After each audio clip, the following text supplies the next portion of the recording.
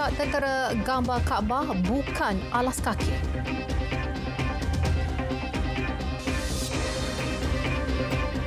Assalamualaikum dan salam Malaysia Madani. Malaysia kutuk keras serangan kejam tentera Israel pada Jumaat di Rafah yang secara terang-terangan menyerang dan mencederakan konvoi bantuan kemanusiaan dan sukarelawan. Ini termasuk petugas bantuan yang mengendalikan bantuan dari Malaysia melalui Ops Ihsan. Wisma Putra tegaskan serangan terhadap pekerja kemanusiaan, sukarelawan dan individu yang tidak bersenjata yang menjalankan usaha bantuan sama sekali tidak boleh diterima. Tindakan terbabit mencerminkan kekejaman Israel yang melampaui sebarang pemahaman atau justifikasi. Justeru masyarakat antarabangsa digesa bersatu dan menuntut agar Israel hentikan tindakan tidak berperi kemanusiaan itu dan bertanggungjawab ke atas jenayah mereka.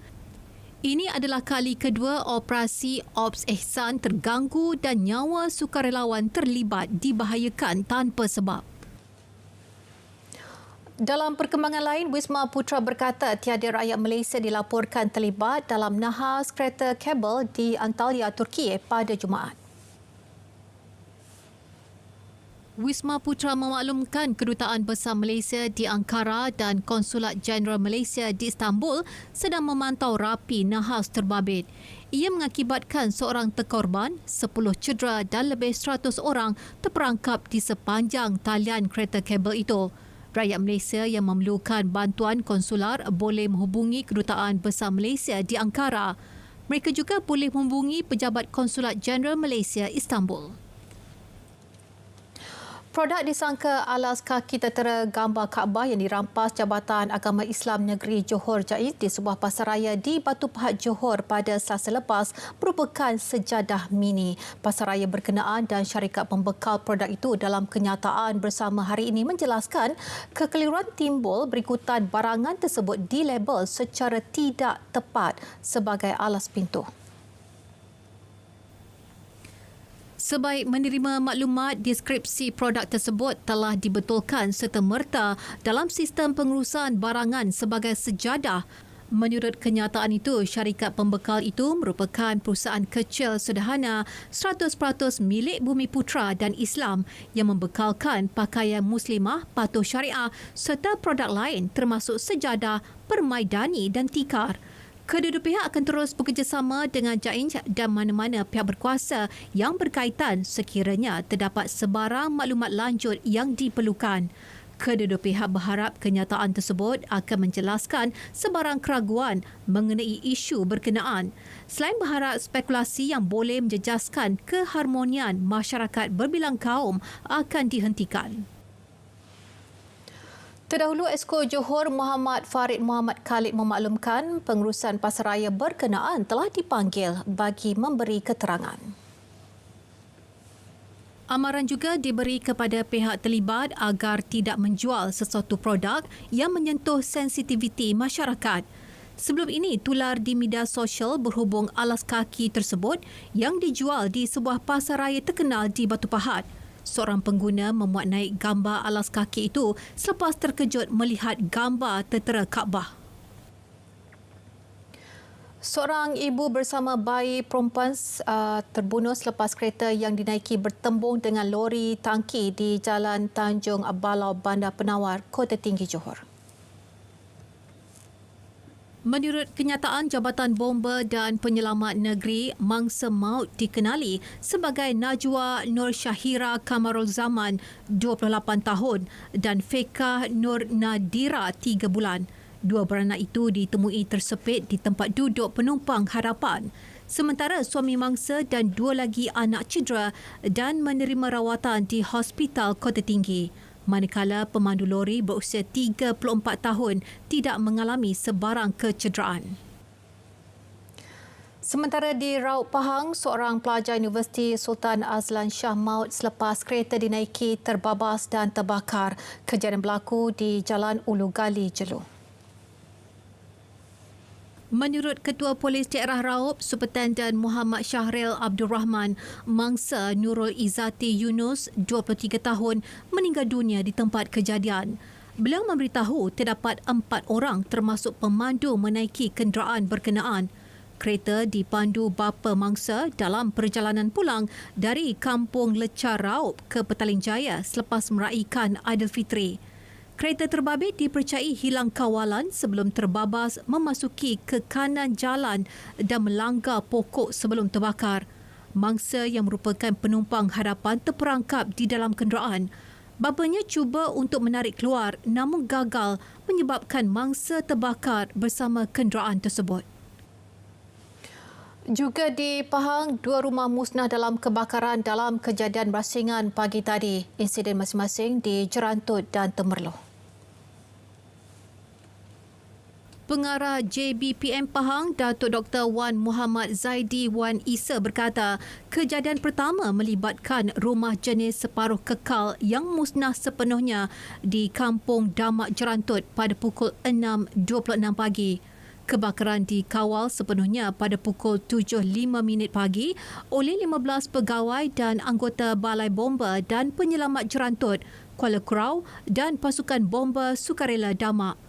Sementara itu, kebakaran kedua berlaku di kampung orang asli Paya Sendayan, Kuala Kurau, Temerloh. Panggilan kecemasan diterima pada pukul 10.47 pagi. Operasi melibatkan pegawai dan anggota BBP Kuala Kurau dan BBP Bukit Angin.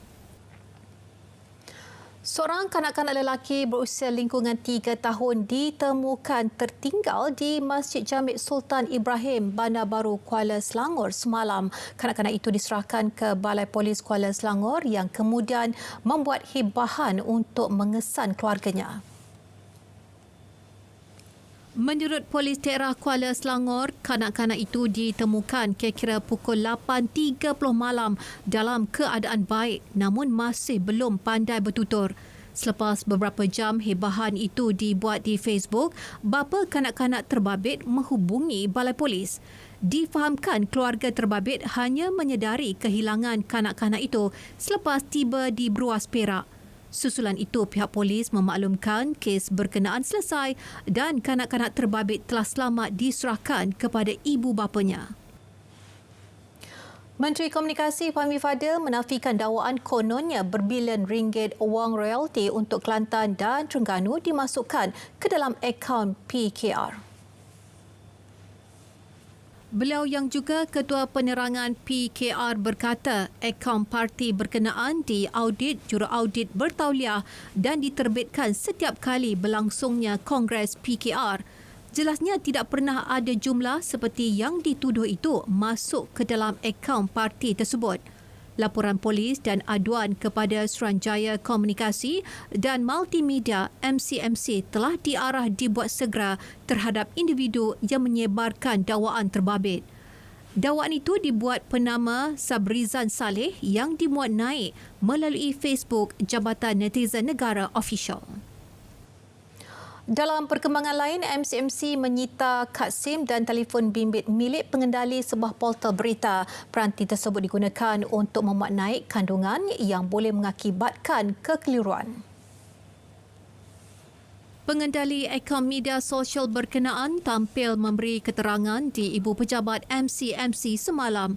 Kertas siasatan akan diserahkan kepada Jabatan Peguam Negara untuk tindakan lanjut. MCMC memandang serius penularan video berdurasi lebih 1 minit terbabit yang merupakan simulasi pegawai awam bertanyakan mengenai status permohonan kuartus kerajaan.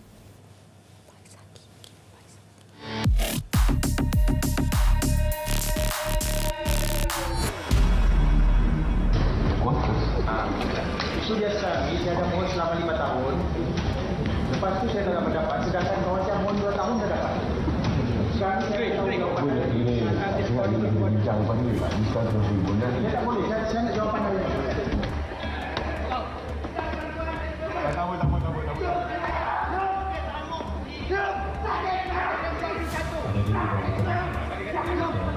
Tular kononnya penjawat awam dikasari pada majlis bersama Ketua Setiausaha Negara. Dakwa sebuah portal, insiden berlaku hanya kerana lelaki berkenaan bertanyakan tentang status permohonan kuartus. Semakan pasukan pihak betul mendapati berita yang dibawa adalah palsu. Menurut Jabatan Perkhidmatan Awam, rakaman yang tular adalah video lama. Ia sebenarnya simulasi kesiapsiagaan anggota keselamatan berdepan situasi luar jangka. Susulan penularan berita palsu itu, pengendali portal dipanggil Suruhanjaya Komunikasi dan Multimedia. Selain itu, satu lagi hantaran berbau fitnah mencemari minggu pertama Syawal. Menerusi muarnai di Facebook, ada pihak dakwa royalti minyak Kelantan dan Terengganu disakau Parti Keadilan Rakyat. Seperti biasa, Perdana Menteri dituduh jadi dalang. Perkara itu dinafikan Menteri Komunikasi Fahmi Fadil dan juga Ketua Penerangan Keadilan. Beliau menyifatkan ia sebagai berita palsu dan fitnah yang amat jijik. Hakikatnya, tiada wang seumpama masuk ke akaun parti. Malah, ia diaudit juruaudit bertauliah dan dibentangkan tiap kali kongres diadakan. Bagi mengelak fitnah melarat, laporan kepada pihak berkuasa dibuat. Henti sebar fitnah, tak perlu teruskan rantaian perbuatan tidak bermoral dengan memanjangkan lagi sebarang berita tak betul. Penyebarannya adalah jenayah. Terima bahan fitnah atau maklumat disyaki palsu, segera lapor ke MCMC. Biar betul, tak pasti, jangan kongsi.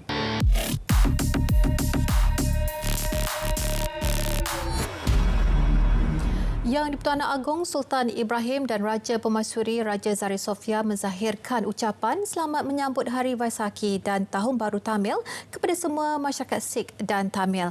Baginda bertitah toleransi dan sikap hormat menghormati di antara satu sama lain menjadi tunjang perpaduan negara selama ini. Titah baginda lagi, perpaduan berbilang kaum adalah hadiah yang paling bermakna buat baginda. Keharmonian dan semangat bersatu padu dalam kalangan rakyat tanpa mengira agama atau bangsa amat penting untuk kestabilan negara. Sultan Ibrahim juga turut berharap tahun ini akan terus membawa kegembiraan kepada mereka yang meraihkannya. Sementara itu, Perdana Menteri Datuk Seri Anwar Ibrahim berharap semua masyarakat Tamil, Sikh serta komuniti Malayali terus menyemarakkan semangat perpaduan yang menjadi tunjang kekuatan negara.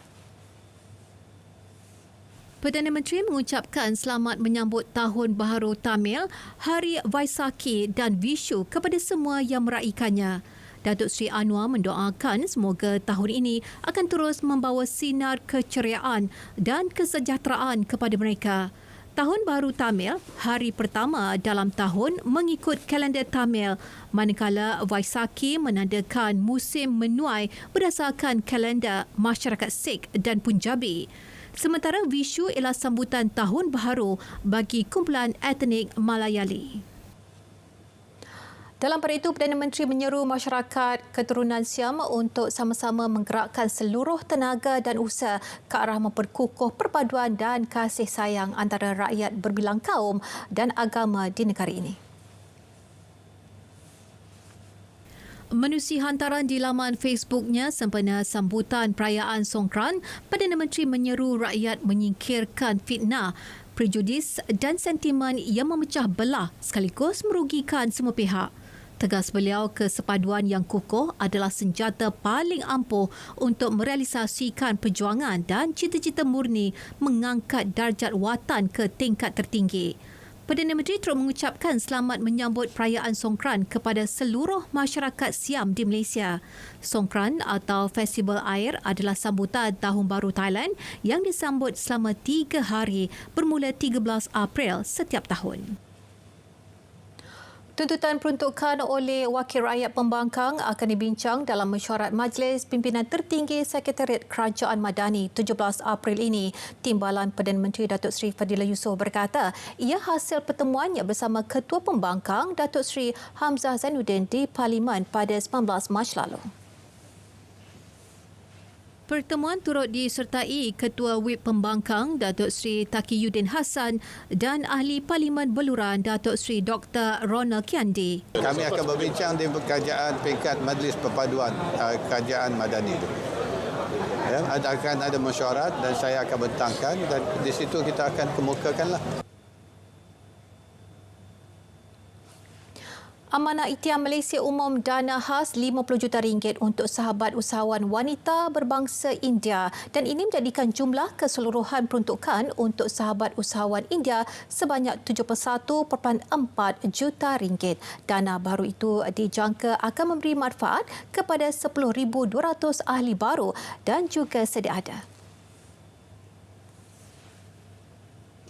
Hari ini kita telah mengumumkan PEN ini akan memberikan peluang untuk wanita India seluruh negara berumur 18 tahun ke atas untuk mendapat pinjaman sehingga RM30,000 bermula daripada RM3,000. Khas untuk yang betul-betul memerlukan, untuk golongan B40 miskin tegah. Seperti amanat yang Berhormat Perdana Menteri, kita ingin menoktahkan, membasmikan miskin tegah. Peruntukan dana khas itu dibuka bermula 15 April di 124 cawangan AIM seluruh negara. Program Rumah Mesra Rakyat RMR 2.0 mampu mempercepat peluang untuk mereka yang layak memiliki kediaman sendiri dalam tempoh maksimum 3 bulan sahaja. Pengerusi Syarikat Perumahan Negara Berhad SPNB, Datuk Hussan Musa memaklumkan 3,000 unit rumah disasar siap hingga hujung tahun ini. Pelaksanaan program RMR 2.0 jauh lebih cepat jika dibandingkan dengan RMR 1.0 yang memerlukan pemohon menunggu giliran masing-masing yang mengambil masa bertahun-tahun. Syarat kelayakan pemohon mendapatkan RMR 1.0 dan RMR 2.0 adalah sama, termasuk pendapatan bulanan isi rumah tidak melebihi RM5,000. Pemohon layak mendapat subsidi kerajaan sebanyak RM20,000. Pemohon RMR 1.0 perlu mencagarkan tanah mereka kepada SPNB untuk pinjaman sebanyak RM55,000 selama 16 tahun, namun kelulusannya perlu mengikut giliran. Pengambilan calon guru tajaan Kementerian Pendidikan KPM dipeluas bagi mengikuti latihan pra-perkhidmatan program Ijazah Sarjana Muda Perguruan PISMP yang dilaksana bagi ambilan tahun ini. KPM memaklumkan ia dipeluaskan kepada lepasan Sijil Tinggi Persekolahan Malaysia, Sijil Tinggi Agama Malaysia dan program matrikulasi. Inisiatif itu bagi membuka peluang kepada lebih ramai calon yang berminat menjadi guru untuk memohon kemasukan ke program PISMP. Selain itu, ia juga dapat memastikan calon terbaik dipilih bagi mengikuti program sama. Inisiatif itu juga bukti komitmen berterusan KPM dalam menangani isu kekurangan guru. Calon yang terpilih akan dilatih di Institut Pendidikan Guru dalam pelbagai bidang pengkhususan untuk tempoh kursus selama 4 tahun. My Digital ID tidak mendedahkan data peribadi secara terbuka dan meluas. Sistem ini juga tidak menyimpan data biometrik seperti cap jari dan pengecaman wajah. Sebaliknya, hanya memudahkan akses ke perkhidmatan kerajaan dan swasta dalam talian. My Digital ID mematuhi piawaian alam sekitar, sosial dan tadbir urus korporat dan sistem keselamatan yang termaju. Kita tag handphone and personal data, put it a digital set to your phone. So satu phone, satu orang, satu phone, satu digital ID. Ini logo My Digital ID, boleh nampak So kalau logo Digital ID, you boleh login guna My Digital ID. Sekarang My Sejahtera dia bagi 2 option. Pendaftaran My Digital ID ini akan dibuka kepada orang ramai mulai bulan depan. Pasaran getah tempatan dijangka kekal lengang minggu depan berikutan kekurangan petunjuk baharu selepas Aidilfitri dan di tengah-tengah perayaan Songkran. Pakar industri Dennis Lau memaklumkan aktiviti pembelian dijangka terhad kepada penambahan stok yang stabil menjelang minggu akan datang dengan sentimen berhati-hati. Selain itu, situasi geopolitik semasa mendorong harga komoditi tertentu di luar jangkaan namun menyekat kenaikan beberapa komoditi lain. Pasaran getah tempatan menunjukkan peningkatan setiap minggu. Ini berikutan kebimbangan terhadap kekurangan getah asli global susulan keadaan cuaca buruk di negara pengeluar utama di tengah-tengah prestasi bercampur-campur dalam pasaran hadapan getah serantau. Industri semikonduktor negara semakin rancak apabila muncul sebagai kuasa semikonduktor baharu dengan Pulau Pinang menjadi tumpuan global. Forum Ekonomi Dunia WEF memaklumkan Pulau Pinang memiliki pemain industri utama dari Eropah dan Amerika Syarikat. Mereka juga berusaha membina rantaian bekalan global baharu untuk komponen-komponen penting. Semikonduktor juga dikenali sebagai microchip atau litar bersepadu iaitu komponen asas dunia digital ketika ini. Terdapat lebih daripada 100 bilion semikonduktor digunakan setiap hari di seluruh dunia. Pada 2023, Pulau Pinang berjaya merekodkan 12.8 bilion ringgit dalam pelaburan langsung asing. Villa Sentosa, rumah tradisional Melayu yang diiktiraf sebagai The Living Museum, terima peruntukan RM100,000 daripada Kerajaan Negeri Melaka. Peruntukan berkenaan bagi memelihara serta memelihara rumah tradisional berusia 100 tahun yang terletak di Kampung Moten itu. Saya melihat bahawa nilai-nilai sejarah yang ada pada rumah lama ini mesti dipelihara dan mesti dijaga dengan baik untuk menjadi warisan kepada generasi yang akan datang, selain menjadi tempat tumpuan pelancong yang hadir untuk melihat seni dan budaya seni bina Melayu yang sudah sedia wujud sejak 100 tahun dahulu. Jadi saya dipahamkan lebih 200,000 pengunjung pada luar negara yang telah mendaftar sebagai pelawat dan diambil kira untuk dijadikan rujukan sebagai kawasan Kampung Moten di Villa Sentosa ini akan menjadi satu kawasan, menjadi sebutan kepada pelancong-pelancong yang datang pada luar negara. Kerajaan negeri itu juga sedia memberi perhatian kepada kebersihan kawasan Kampung Moten.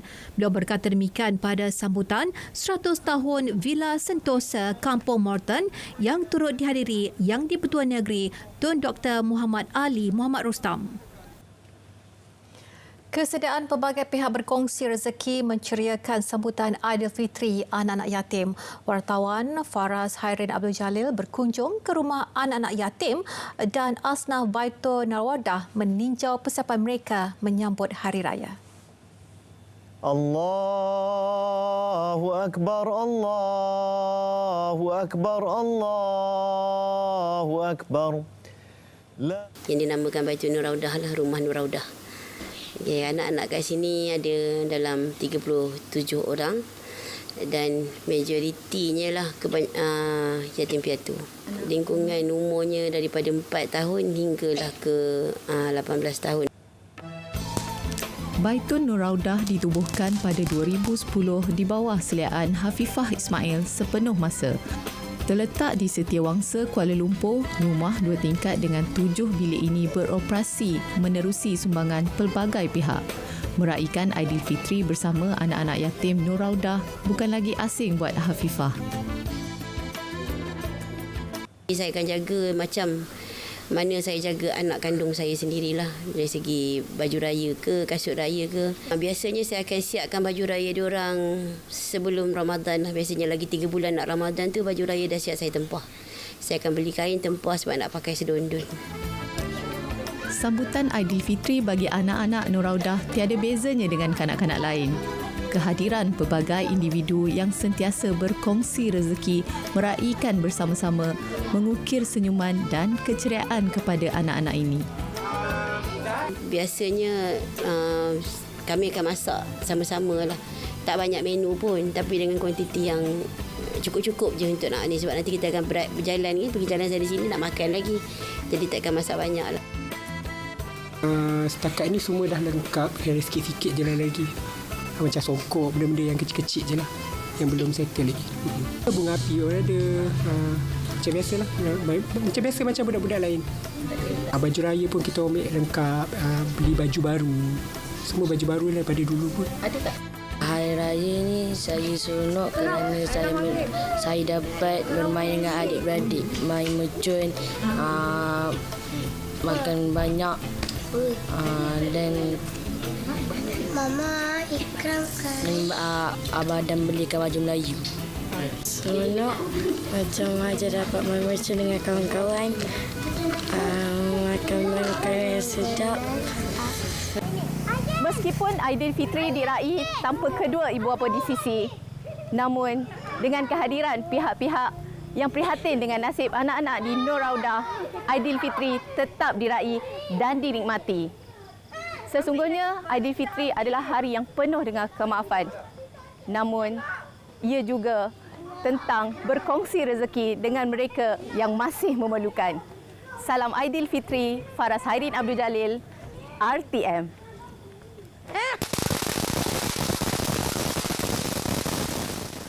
Lebih 4,500 kaki tangan PLAS Malaysia Berhad PLAS bertugas pada musim perayaan ini. Pengoperasian optimum pada setiap fungsi antaranya PLAS Ronda dan pusat pengurusan trafik bertujuan memastikan keselesaan dan keselamatan pengguna. Ikuti laporan disediakan oleh Dilela Kadir.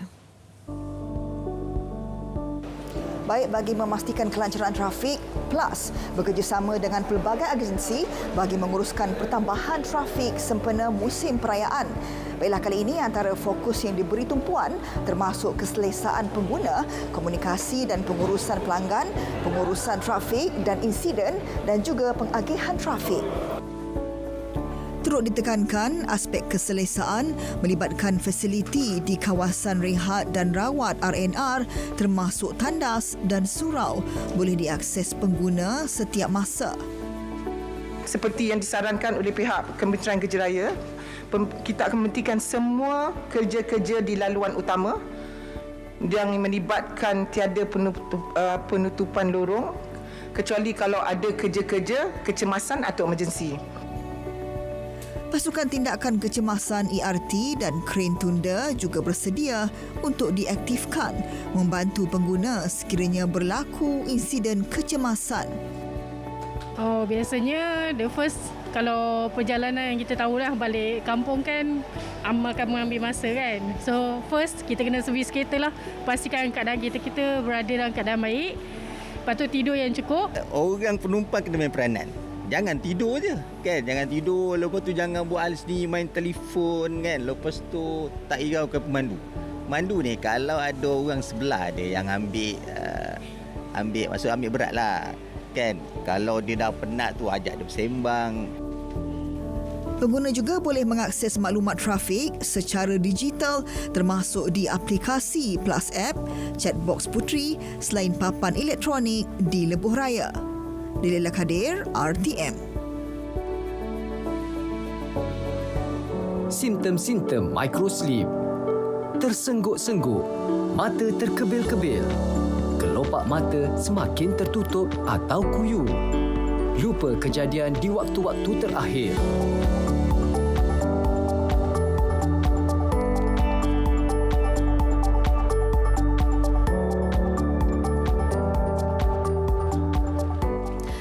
Baik, sekian berita tengah malam dari Sungai Kesegara Palestin. Pasti merdeka. Dengan itu, Assalamualaikum dan salam Malaysia Madani.